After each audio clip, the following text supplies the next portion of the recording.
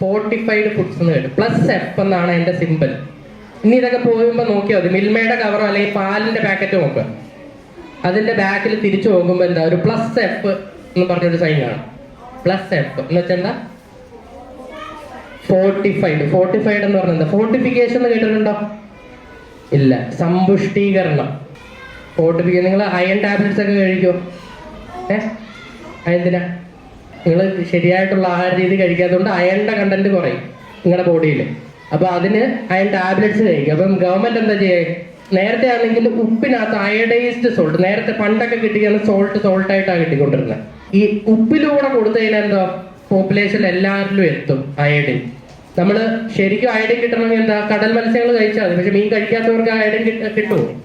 ഇല്ല. അപ്പൊ അതുകൊണ്ട് അയഡിൻ നമുക്ക് എന്താ ഒരു പ്രോഡക്റ്റിലൂടെ ഗവൺമെന്റ് മാർക്കറ്റ് ചെയ്യാൻ തുടങ്ങി. അപ്പൊ അതെന്താ? ഉപ്പിലെല്ലാം അയഡിൻ ആഡ് ചെയ്തിട്ട് കൊടുക്കാൻ തുടങ്ങി. അതേപോലെ ഇപ്പോൾ ഒരു സാധനം വന്നിട്ടുണ്ട്, അരിയിൽ ഫോർട്ടിഫൈഡ് റൈസ്. നമ്മൾ ഇപ്പൊ പലരും ശ്രദ്ധിച്ചിട്ടുണ്ടാവും, പല വീഡിയോകളും സർക്കുലേറ്റ് ചെയ്തിട്ടുണ്ടാവും. ഒരു അരി എന്താ ഒരു വെളുത്ത അരി കിട്ടിയെന്ന് പറഞ്ഞാൽ അതെടുത്ത് കളയുക. എന്താ? പ്ലാസ്റ്റിക് അരിയാണ്, ചൈനീസ് അരിയാണ്. പക്ഷെ എന്താ? അത് ശരിക്കും അറിവില്ലായ്മ കൊണ്ട് അത് ജനങ്ങളിലേക്ക് അതിന്റെ എന്താണ് ഉദ്ദേശം എത്താത്തോണ്ടാ. ഫോർട്ടിഫൈഡ് റൈസ് അതെന്താണ്? ഈ പാലും അരിയിലൊക്കെ ഈ അരി എന്ന് പറയുന്നത് എന്താ? നമ്മൾ റേഷൻ കടയിൽ നിന്ന് ജനങ്ങളെല്ലാവർക്കും എത്തുന്ന ഒരു ഐറ്റമാണ്. അപ്പൊ എന്താ? ഈ അയണും മിനറൽസിന്റെ ഒക്കെ ഡെഫിഷ്യൻസി പല രീതിയിൽ പലയിടത്ത് കൂടുന്നതായിട്ട് കണ്ടു. അപ്പൊ എന്ത് ചെയ്തു? ഈ മിനറൽസും അയണും എല്ലാം കൂടെ ചേർത്തിട്ട് അരിയുടെ കൂടെ ഇനി മേടിക്കുമ്പോൾ റേഷൻ കടയിൽ നിന്നൊക്കെ മേടിക്കുമ്പോൾ ശ്രദ്ധിച്ചാൽ മതി, അരിയുടെ കൂട്ടത്തിൽ ചില അരികൾ ഇങ്ങനെ വെളുത്ത് കളറിൽ കാണും. അരിയുടെ ഷേപ്പിൽ തന്നെ എന്നാ ഇച്ചിരി വെളുത്ത് കളറിൽ. അതെന്താ? അത് എടുത്ത് കളയാൻ പാടുണ്ടോ? ഇല്ല. അത് ഫോർട്ടിഫൈഡ് റൈസ് ആണ്. ഇത് ഗവൺമെന്റ് ആയിട്ട് നിങ്ങളുടെ എല്ലാവർക്കും പോഷകാഹാരം എത്താൻ വേണ്ടി ഗവൺമെന്റ് ആയിട്ട് ഇറക്കിയ ഒരു നിയമത്തിൽ ഈ സാധനം ആഡ് ചെയ്തത് ഫോർട്ടിഫൈഡ് റൈസ്. പാലിലാണെങ്കിലോ, പാലിലും ഇത് തന്നെ അയണും കാൽഷ്യവും മറ്റേ ഇതെല്ലാം മിനറൽസ് എല്ലാം ആഡ് ചെയ്യും ഇത്ര ശതമാനം വെച്ചിട്ട്. അതിനെയാണ് ഫോർട്ടിഫൈഡ്. അതാ +F. ഇനി നിങ്ങൾ പാല് മേടിക്കുമ്പോൾ വെറുതെ പാക്കറ്റ് പൊട്ടിച്ചാൽ കളയരുത്. ആ പാലിന്റെ പാക്കറ്റിൽ മിൽമ ഏത് ബ്രാൻഡ് ആയാലും ബാക്കിലും തിരിച്ചു പോകുക. അതിൽ +F എഴുതിയിട്ടുണ്ടെങ്കിൽ എന്താ? അൺസേഫ് കേസുകളും ഉണ്ട്, രണ്ടാമത് സബ്സ്റ്റാൻഡേർഡ് കേസും ഉണ്ട്. അൺസേഫ് കേസിലാണ് ഈ നിറങ്ങളും അല്ലെങ്കിൽ പ്രിസർവേറ്റീവ്സിന്റെ വാല്യൂ കൂടിക്കഴിഞ്ഞാൽ നമുക്ക് അപകടമല്ലേ, ആരോഗ്യത്തിന് ഹാനികരമാവുന്ന രീതിയിൽ ഈ ഫുഡ് അഡിറ്റീവ്സോ പ്രിസർവേറ്റീവ്സോ ആഡ് ചെയ്ത ഒരു കമ്പനി ഫുഡിൽ ആഡ് ചെയ്ത് കഴിഞ്ഞാൽ അവർക്കെതിരെ എന്താ? കേസാവും. നമ്മുടെ ആരോഗ്യത്തെ ബാധിക്കുന്ന രീതിയിൽ അല്ലെങ്കിൽ ഒരാളുടെ മരണത്തിന് വരെ ഇടയാക്കാവുന്ന രീതിയിലുള്ള കെമിക്കൽസ് ആഡ് ചെയ്ത് കഴിഞ്ഞാൽ. അതുകൊണ്ടാണ് കമ്പനികൾ ഇവരെല്ലാം നിങ്ങളെല്ലാം ഇതിനകത്ത് ഇൻഗ്രീഡിയൻസിനകത്തും കൊടുക്കും, അത് എത്ര ആഡ് ചെയ്തതെന്ന് അതിനൊരു കണക്കും കാണും. അത് ഈ മേളിൽ പോയി കഴിഞ്ഞാൽ കമ്പനിക്കെതിരെ കേസാവും. അപ്പൊ ഇപ്പൊ വരുന്ന പ്രോഡക്ട്സിലെല്ലാം അതെല്ലാം ആഡ് ചെയ്തിട്ടാ. നിങ്ങൾ ഈ കളറിന്റെ ഇൻഗ്രീഡിയൻസ് നോക്കുമ്പോ കളർന്ന് നോക്കിക്കഴിഞ്ഞാൽ ഈ ടാർട്രസിൻ കളർ ഏതൊക്കെയുണ്ട് പേരുകൾ കേട്ടിട്ടുണ്ടോ? നിങ്ങളിപ്പോ ഞാൻ പറഞ്ഞു ഈ കണ്ണുമിഠായോ അല്ലെങ്കിൽ ഏതെങ്കിലും ജെംസോ, ഈ കളർ കാണുന്ന എല്ലാത്തിലും എന്താ? നാച്ചുറൽ കളറുകളല്ല, എന്താ? സിന്തറ്റിക് കളറുകളാണ്, സിന്തറ്റിക് ഫുഡ് കളറുകളാണ്. ഇതിനൊക്കെ ഓരോ കളർ കോഡുകളുണ്ട്. നിങ്ങൾ ഈ പാക്കറ്റിൽ നോക്കിക്കഴിഞ്ഞാൽ സൺസെറ്റ് യെല്ലോ എന്ന് അത് എഴുതില്ല. ഈ കമ്പനികളുടെ അടുത്ത ടെക്നിക്കാണ് എന്താ? പെട്ടെന്ന് ഇതല്ലെങ്കിൽ വലിയ പേരുകളോ ഇത് കാണുമ്പം ആളുകൾക്ക് എന്താ? ഇത് ഇത്രയും കെമിക്കലുകളുണ്ട്, ഇത് എന്താ? അവർക്കൊരു മേടിക്കാനുള്ള മടി വരും.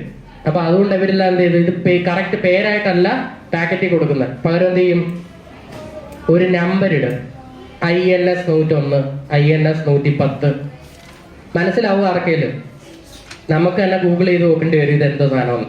അപ്പൊ പ്രോഡക്റ്റ് മേടിക്കുമ്പോൾ നിങ്ങൾക്ക് ഇപ്പൊ ഞാൻ പറഞ്ഞു കളർ സൺസെറ്റ് എല്ലാം ആണ്, ടാറ്റർസിനാണ്, ഇങ്ങനെ ആ പ്രോഡക്റ്റിൽ എഴുതി വെച്ചിട്ടുണ്ടെങ്കിൽ നിങ്ങൾ പിന്നെ ആ സാധനം മേടിക്കുമോ? ഇല്ല. അതുകൊണ്ടാണ് എന്താണ് ഇന്റർനാഷണൽ നമ്പറിംഗ് സിസ്റ്റം INS ആ നമ്പർ ഇടുന്നത്. അതുകൊണ്ട് അപ്പം ആ പ്രോഡക്റ്റിന്റെ പേര് കൊടുക്കാതെ ആ നമ്പർ ഇടും. അപ്പൊ ആ ഇൻഗ്രീഡിയൻസിനകത്ത് എന്താ നമ്പർ കൊടുക്കുമ്പോൾ എന്താ? ഇൻഗ്രീഡിയൻസിന്റെ ഒത്തിരി നമ്പറുകൾ കൊടുത്താൽ നിങ്ങൾ ശ്രദ്ധിക്കത്തുമില്ല, അവർക്ക് ആ പാക്കറ്റിനകത്ത് നിൽക്കുകയും ചെയ്യും. ഈ സൺസെറ്റ് യെല്ലോ, ബ്രില്യൻ ബ്ലൂ ഇങ്ങനെ എഴുതി കഴിഞ്ഞാൽ എന്താ? ആ എഴുതുന്ന ടൈപ്പ് ചെയ്യുന്നത് നീണ്ടു പോകും. അവർക്കത് ഷോർട്ടാക്കി നിർത്താൻ വേണം, ആ കളർ എന്നാ ആഡ് ചെയ്തെന്ന് അറിയിക്കാൻ വേണം.